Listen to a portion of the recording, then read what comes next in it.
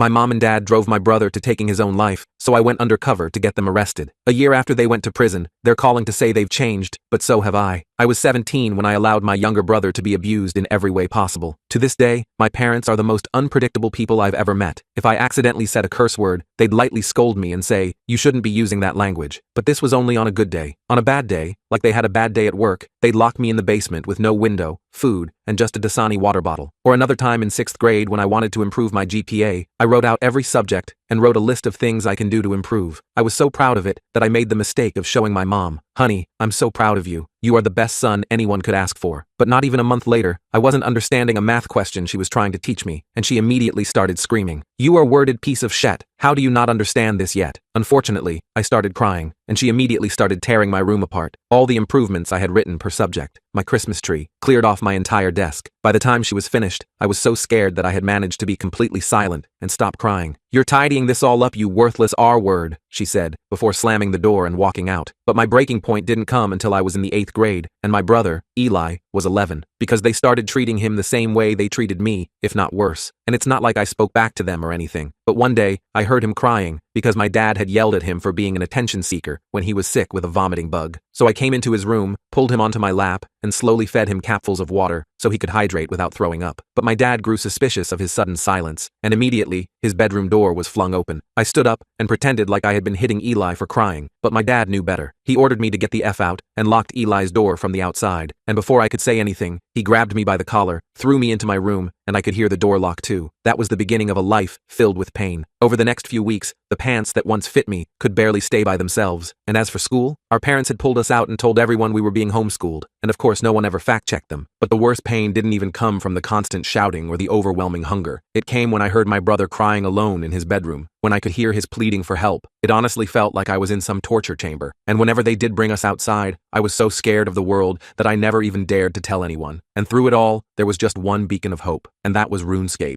a video game. It was the only thing that actually made me happy. By 17, I had gotten so good that I was leading a large clan of 128-year-olds. None of them knew my face, or even my real name. My competence was enough for them to trust me to lead them into battle. My RuneScape family got so big that people were joining and even meeting their true loves. One couple even invited me to their wedding. That's when I met Josh. He was my mentor, so to speak. He was the only one who knew my face and who I was outside of the game. And after 2 months of talking, I finally opened up. I expected him to change the topic or just reply with something about games, but instead, he didn't reply. He called me. I told him everything. The abuse, the neglect, my younger brother. The other end was completely silent until I was done, and he responded with just 7 words. "I think you should stay with me." "Yes," I responded, with no hesitation. I figured that my life was already at an all-time low, so it could only stay low or get better. We planned it out step by step, and the next time my parents let me out for my walk, I hopped on the bus and went to the airport. They didn't even start calling me until the plane was about to take off. Obviously, I just blocked their numbers. When I landed, I spotted Josh with a smudged sign that had my name on it and a huge smile on his face. But through it all, my stomach was churning, because I couldn't stop thinking about how I had abandoned Eli, and apparently, I had severely underestimated how hard the readjustment period would be. I was sleeping literally all the time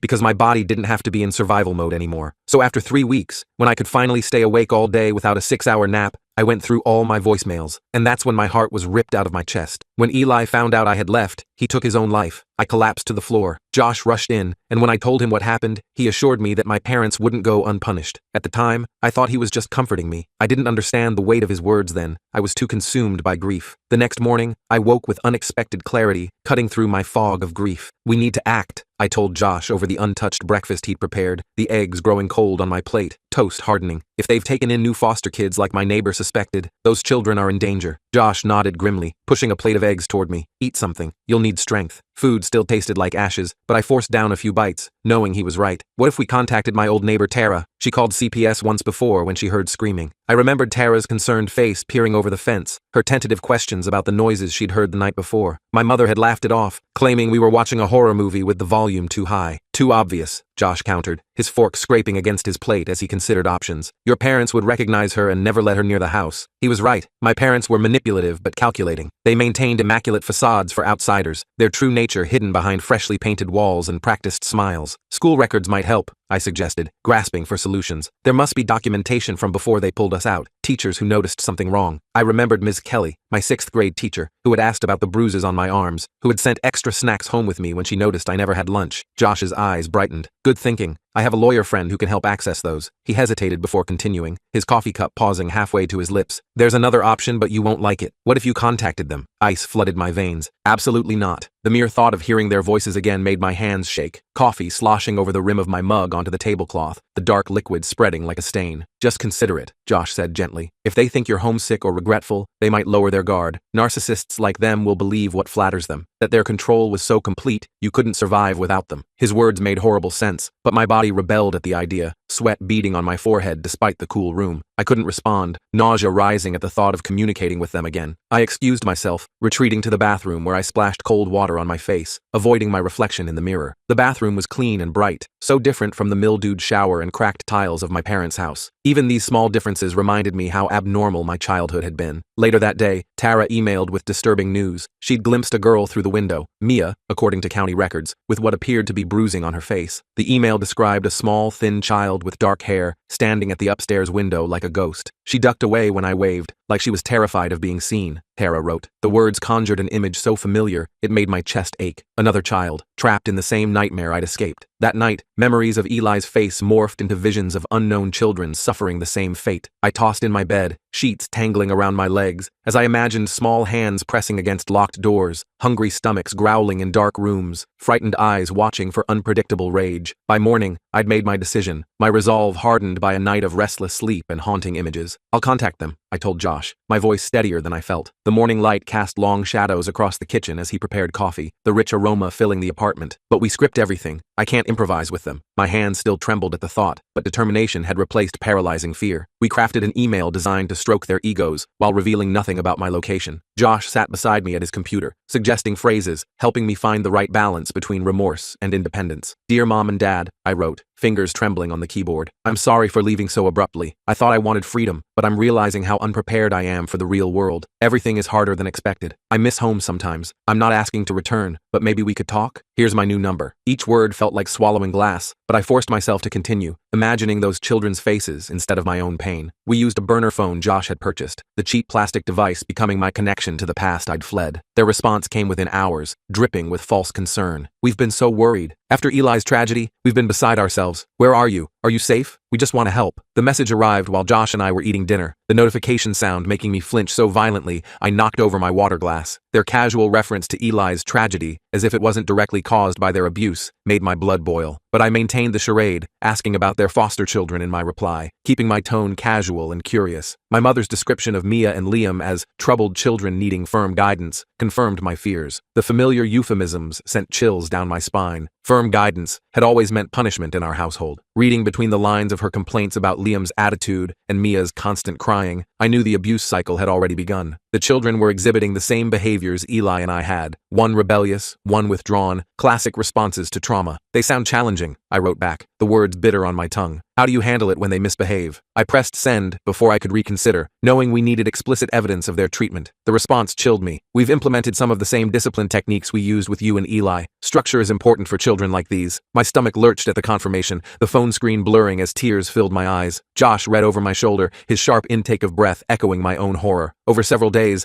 I maintained the correspondence, each exchange making me feel contaminated, but providing valuable evidence. They mentioned Liam being confined to his room for 3 days after talking back and forcing Mia to clean the entire house for spilling milk. I could picture it clearly, the little girl on her hands and knees, scrubbing floors until her fingers were raw, just as I had done countless times. The familiar patterns emerged in every message, the same abuse repackaged for new victims. When Josh suggested escalating to phone calls to get more explicit admissions, panic seized me. I can't hear their voices again, I pleaded, my chest tightening at the thought, breathing becoming shallow and rapid. I just can't. The mere idea sent me spiraling back to those dark days, phantom pains shooting through my body as it remembered old punishments. Josh offered an alternative. He would call, pretending to be a concerned friend I was staying with. His calm confidence steadied me as we planned his approach, rehearsing questions that might elicit damning responses without alerting my parents to our true purpose. The next day, I sat beside Josh as he called my parents on speakerphone, my heart hammering so loudly I feared they might hear it through the line. The ringing seemed to stretch forever, each tone increasing my anxiety, until finally, the line connected. "Hello, is this Mrs. Harmon?" Josh asked, his voice taking on a concerned tone I'd never heard before. He sat straight backed at the kitchen table, notepad ready, completely transformed from his usual relaxed demeanor. demeanor. "This is she," my mother answered, her familiar clipped tone sending shivers down my spine. Even through the phone's tinny speaker, her voice transported me instantly back to that house, that life. "Who's calling?" "My name is Josh. I'm a friend of your son. He's been staying with me, and I'm worried about him. He's been saying concerning things about his childhood." Josh's voice remained steady, professional, giving nothing away about his true feelings. A pause followed, and I could almost see my mother's face hardening into her public mask, the one she wore for teachers and neighbors, and anyone who might question her parenting. "My son has always had an active imagination," she said smoothly. "He's also been through a terrible tragedy with his brother's passing. I'm not surprised he's creating stories to cope." Her dismissal of my experiences as imagination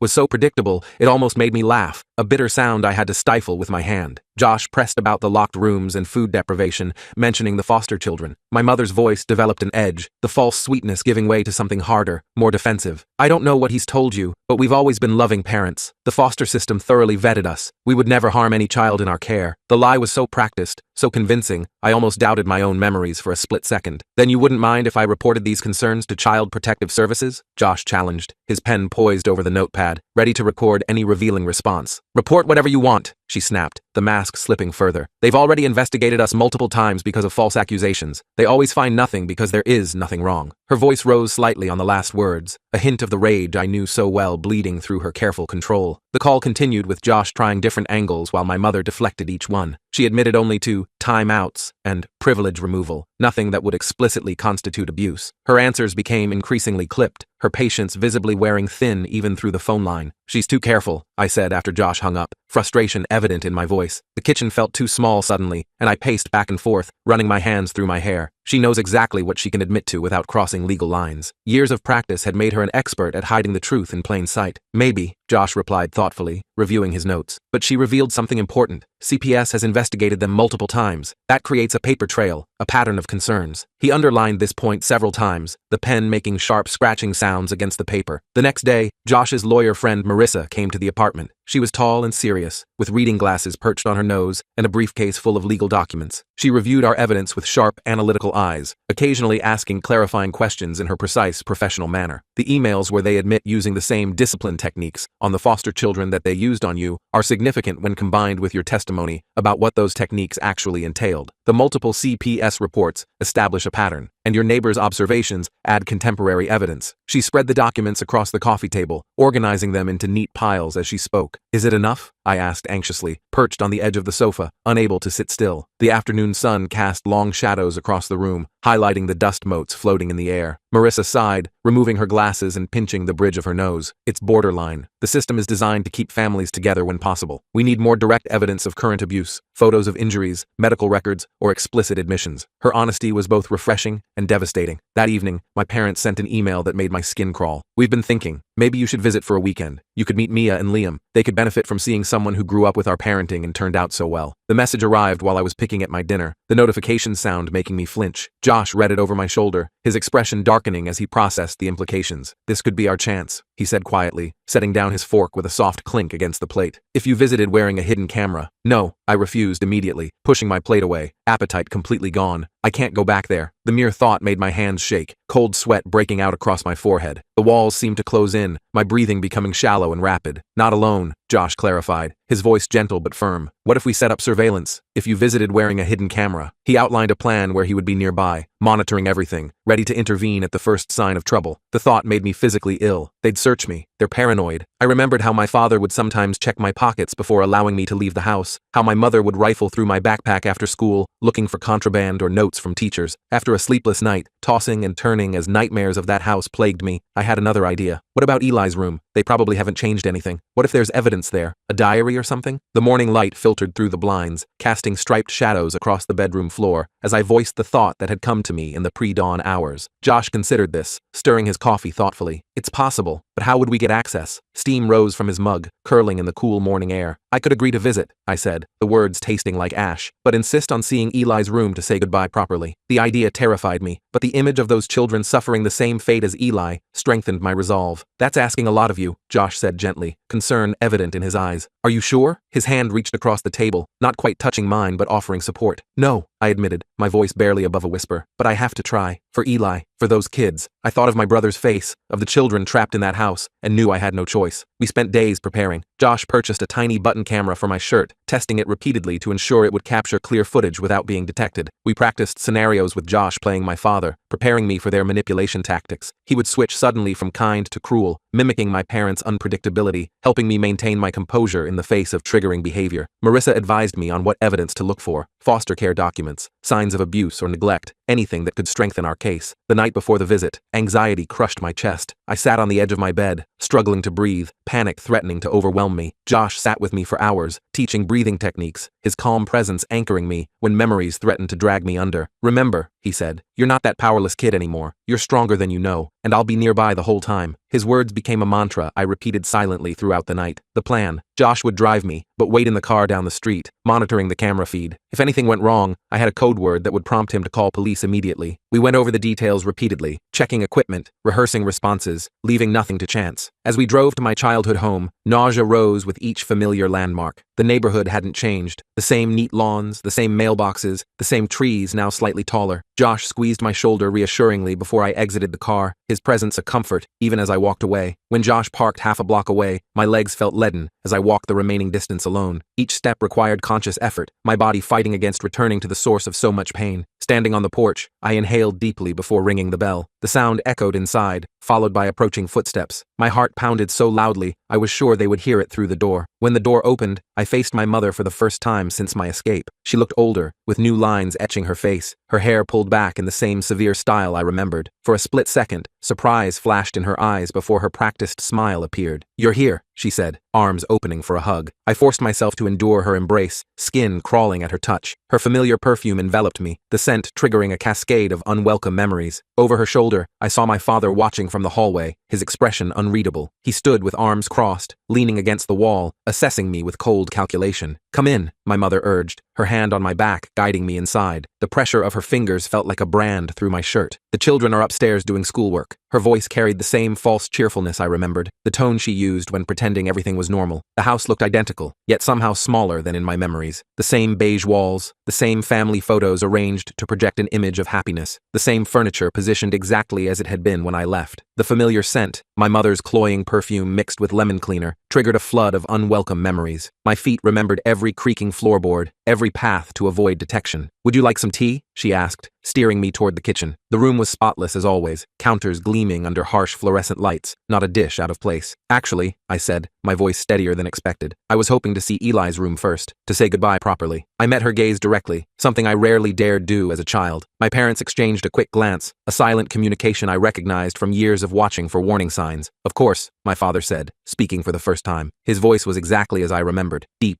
and controlled. "It's just as he left it." He pushed himself away from the wall, gesturing toward the stairs. As we climbed the stairs, I strained to hear any sound from Mia or Liam, but the upstairs hallway was eerily silent. No footsteps, no whispers, no signs of life behind the closed doors we passed. My father led me to Eli's room and opened the door, the hinges silent and well-oiled. The sight hit me like a physical blow, the neatly made bed, the precisely arranged shelves, everything too perfect, like a museum display rather than a child's room. Eli's favorite blue comforter was pulled tight across the bed, corners tucked with military precision. His desk was cleared of any personal items, the surface polished to a shine. Even his collection of model airplanes was arranged by size on the top shelf, not a speck of dust visible on their delicate wings. "We'll give you some privacy," my mother said as they withdrew, closing the door. The soft click of the latch felt like permission to breathe again. The moment they left, I began searching frantically, checking under the mattress, in desk drawers, behind shelves, all our childhood hiding places. My movements were quick, but methodical, careful not to disturb anything noticeably. The drawers slid open silently, revealing neatly folded clothes, but nothing personal. The closet contained rows of hanging shirts and pants, shoes aligned perfectly below, but no hidden treasures, nothing. The room had been sanitized of anything personal or revealing, as if Eli himself had been erased from the space. I was about to give up when I noticed the air vent near the floor looked slightly askew. The metal grate didn't sit perfectly flush with the wall, one corner protruding by millimeters. Kneeling down, I carefully removed the cover and reached inside, the cool metal edges scraping against my wrist. My fingers touched paper. Pulling it out, I found a small notebook, Eli's diary. The cover was worn, the spiral binding slightly bent from frequent use. My hands trembled as I opened it, revealing his neat handwriting documenting the worst abuses. Pages detailed punishments, hunger, fear, all recorded in a child's straightforward prose that made the horrors even more stark. The final entry, dated the day after I left, simply read, "He's gone. I can't do this alone anymore." The words blurred as tears filled my eyes, guilt and grief threatening to overwhelm me. I blinked rapidly, forcing myself to focus on the task at hand. My fingers shook as I quickly photographed several pages with my phone, the camera clicking softly in the silent room. Each flash illuminated the painful words, preserving Eli's testimony. When I finished, I carefully returned the diary to its hiding place, making sure the vent cover looked exactly as I'd found it. The metal grate felt cold against my fingers as I positioned it precisely, erasing any evidence of my discovery. Just as I replaced the vent cover, the door opened. My father stood there, suspicion darkening his features. His eyes scanned the room, looking for anything out of place. "Finding everything okay?" he asked, his casual tone belied by his hard eyes. He leaned against the door frame, effectively blocking the exit. "Yes," I said, standing quickly, brushing dust from my knees. "Just remembering." I forced my expression into one of sadness rather than fear or triumph. He nodded, clearly not believing me but unable to prove otherwise. His gaze lingered on the vent before returning to my face. "Come downstairs. Your mother wants you to meet the children." He stepped back, gesturing for me to precede him down the hallway. Downstairs, I was introduced to Mia and Liam. They stood side by side in the living room, unnaturally still, like soldiers at attention. Mia was small for her age, with dark circles under her eyes and a wariness that broke my heart. Her thin arms were covered by long sleeves despite the warm weather, her dark hair pulled back in a tight ponytail that revealed hollowed cheeks. Liam was taller, gaunt, with a defiant set to his jaw that painfully reminded me of Eli. His eyes met mine briefly before dropping to the floor, but in that moment, I saw a spark of the same spirit my brother had possessed. "These are our foster children," my mother said, her hand resting possessively on Mia's shoulder. The girl flinched almost imperceptibly at the touch, a reaction so subtle only someone familiar with abuse would notice. "They're doing so well with us, aren't they, dears?" Her fingers tightened slightly on Mia's shoulder, the silent threat clear. Both children nodded mechanically, eyes downcast. Their posture screamed submission, the learned response of children who knew the consequences of disobedience. "Maybe I could talk to them?" I suggested, keeping my voice light and curious. "Get to know them?" I smiled at the children, trying to convey reassurance without alerting my parents. "They have schoolwork to finish," my father said firmly, his tone brooking no argument. "Maybe next time." His hand came to rest on Liam's shoulder, mirroring my mother's possessive grip on Mia. The children were dismissed upstairs, their footsteps quick and light on the stairs as they escaped. I watched them go, noting how they moved in perfect synchronization, another sign of children conditioned by fear. I was led to the kitchen for tea, the ritual so familiar it made my skin crawl. My mother busied herself with the kettle, her movements efficient and precise as she arranged cookies on a plate, treats for show, not for eating. As my mother busied herself with the kettle, my father leaned across the table, his bulk intimidating even now. "Why are you really here?" he asked, voice low, his eyes bored into mine, searching for weakness or deception. "Is it money? Do you need money?" He seemed genuinely confused by my return,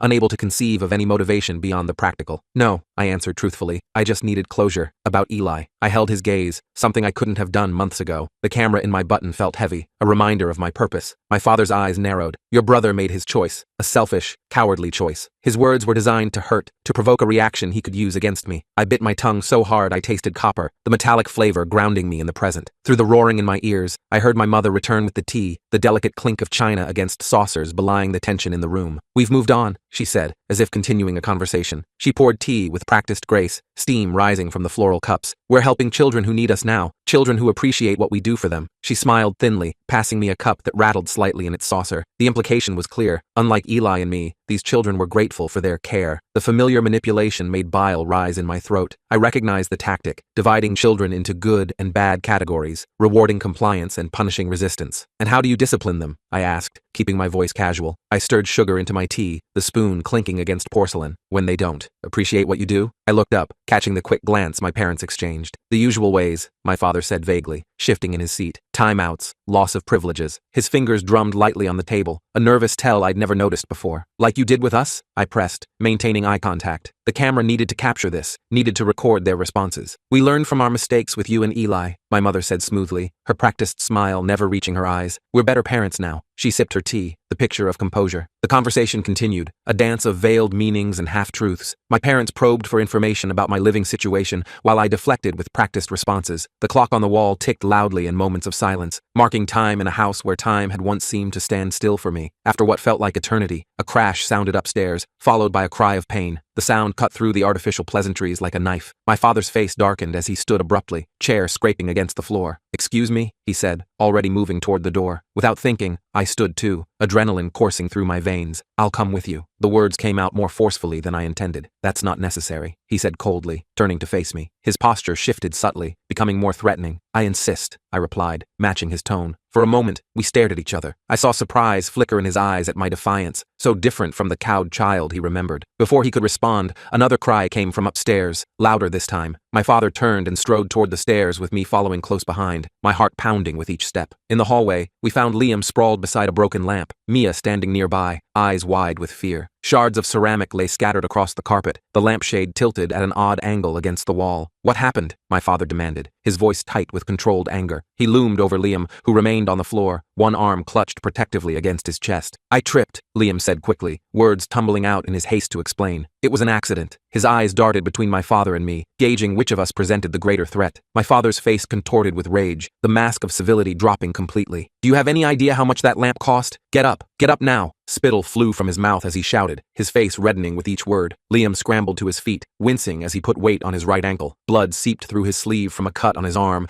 a bright red stain spreading across the blue fabric. He swayed slightly, steadying himself against the wall. He's hurt, I said, stepping forward, positioning myself slightly between them. He needs first aid. I kept my voice calm, but firm, meeting my father's glare without flinching. He needs to learn to be more careful, my father snapped, grabbing Liam's injured arm roughly. The boy gasped in pain, trying to pull away but trapped in the man's grip. Let go of him, I said, my voice steadier than I felt. The camera was capturing everything, the aggression, the injury, the fear in the children's eyes. You're hurting him. My father turned to me, eyes blazing with a rage I knew all too well. This is none of your business. You don't live here anymore. You don't get to tell me how to handle my children. His grip on Liam's arm tightened, causing the boy to whimper. They're not your children, I countered, standing my ground despite the fear coursing through me. And I know exactly how you handle things. The words hung in the air between us, heavy with meaning. For a moment, I thought he might strike me. His free hand twitched at his side, his body tensing as he considered the option. Instead, he released Liam and stepped toward me, his voice dropping to a dangerous whisper. I think it's time for you to leave. His breath was hot against my face, the smell of coffee and anger all too familiar. I stood my ground. I'm not leaving without making sure Liam is okay. I met his gaze steadily, refusing to be intimidated despite the rapid pounding of my heart. My mother appeared at the top of the stairs, her face a mask of false concern. What's going on? Oh, the lamp. Liam, how could you be so careless? She surveyed the scene,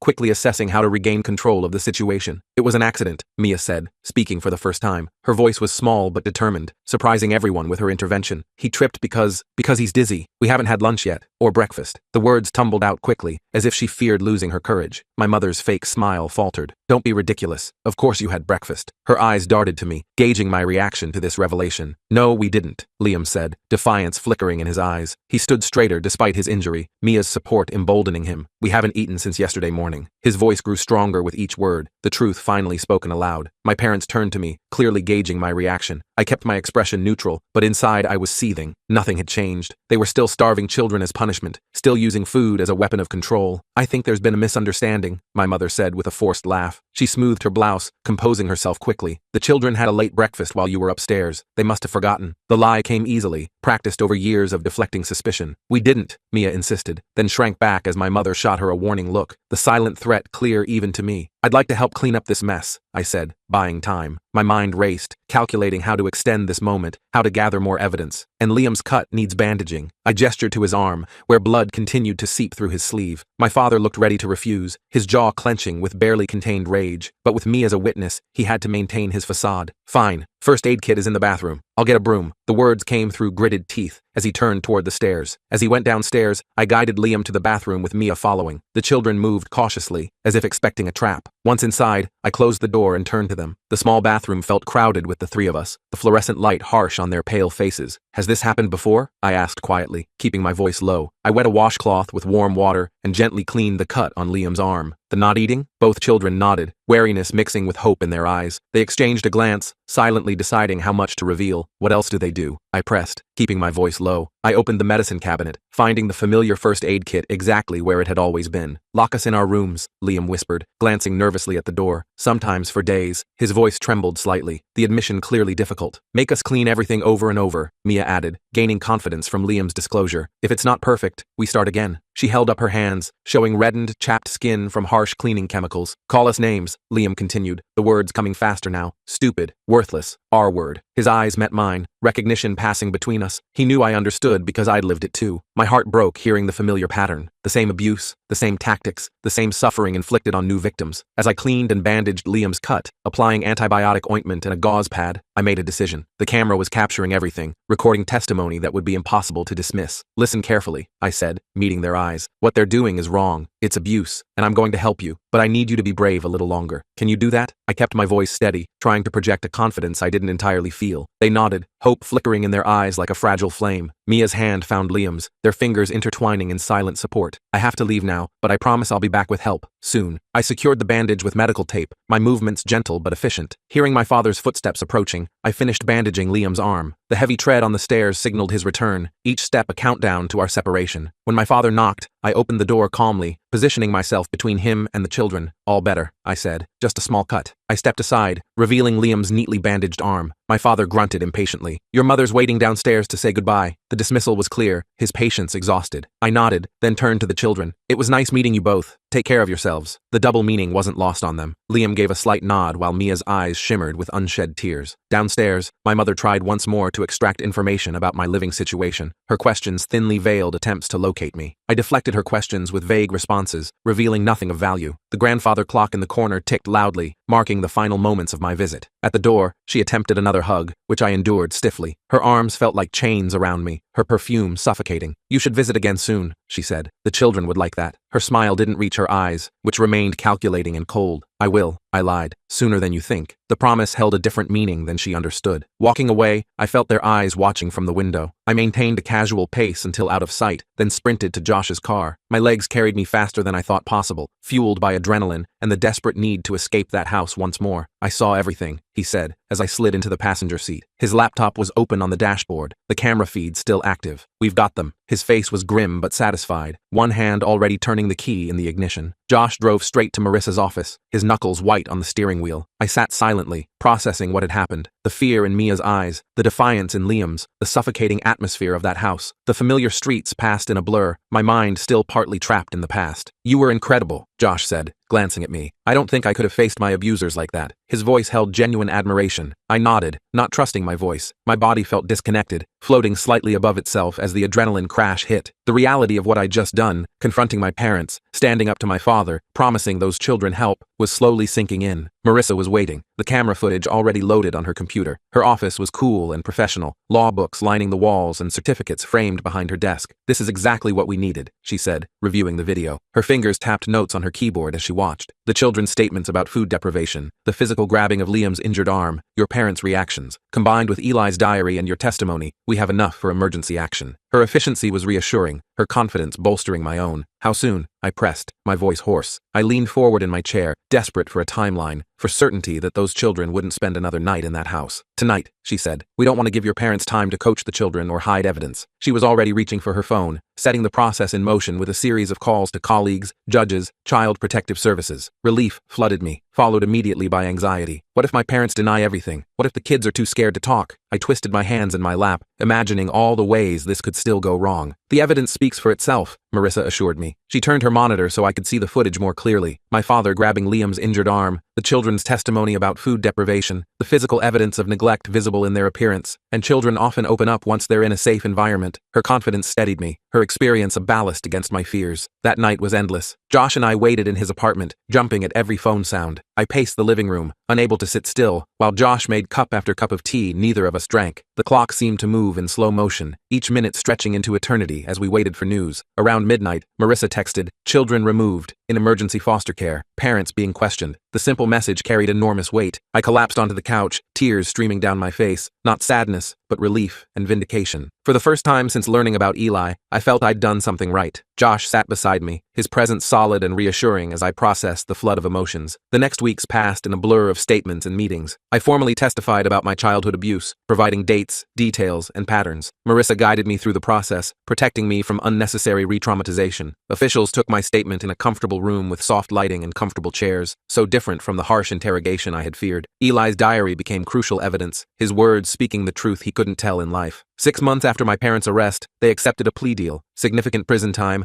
and a permanent ban from fostering or working with children. Part of me wanted them to face a jury, to have their crimes exposed in open court, but another part was relieved to avoid a trial and more testimony. The thought of facing them again, of being cross-examined about the most painful parts of my life, had filled me with dread. The plea meant closure, without further trauma. A year after my escape, Josh and I attended a celebration at Ryan and Charlotte's home, the couple who had become Mia and Liam's permanent foster parents. It was the day their adoption was finalized. Their house was warm and inviting, filled with laughter and the smell of chocolate cake. Colorful balloons bobbed against the ceiling, and a hand-painted banner proclaimed "Forever Family Day" in bright letters. Watching them blow out candles on their cake, surrounded by people who genuinely loved them, I felt Eli's absence like a physical wound. He should have been there. He deserved this chance. The happiness around me was tinged with grief. The celebration, bittersweet. After the cake, Liam approached me with a small wrapped package. The paper was slightly wrinkled, the tape applied with more enthusiasm than skill. Inside was a framed school photo of Eli that I'd never seen before. He was smiling, a real smile, not the forced one he wore at home. His eyes held a spark of joy that was rare in our household. "How did you get this?" I asked, voice breaking. My fingers traced the edge of the frame, hardly believing the treasure I held. "Ryan helped me," Liam explained, shifting nervously from foot to foot. "We found it in the school records when getting my old stuff. I thought you should have it." His eyes, once wary and defensive, now held compassion beyond his years. I hugged him carefully, whispering thanks. The photo was precious beyond measure, proof that even in our darkest times, Eli had found moments of happiness, had experienced joy outside our parents' shadow. That night, I placed Eli's photo beside my bed. The frame caught the soft lamplight, illuminating my brother's smile. For the first time, I could look at his face without drowning in guilt. He was gone, and that would always hurt. But his death hadn't been in vain. Because of him, because of what happened to us, Mia and Liam were safe. Other children would be safe. The cycle of abuse had been broken. As I drifted to sleep, I found myself thinking about my RuneScape clan, the online family that had been my lifeline. I hadn't logged in since learning about Eli, too consumed by grief and the case against my parents. Maybe it was time to reconnect, to let them know what had happened. They had been there for me in ways they never fully understood, their virtual companionship a thread of normality in my chaotic existence. For the first time,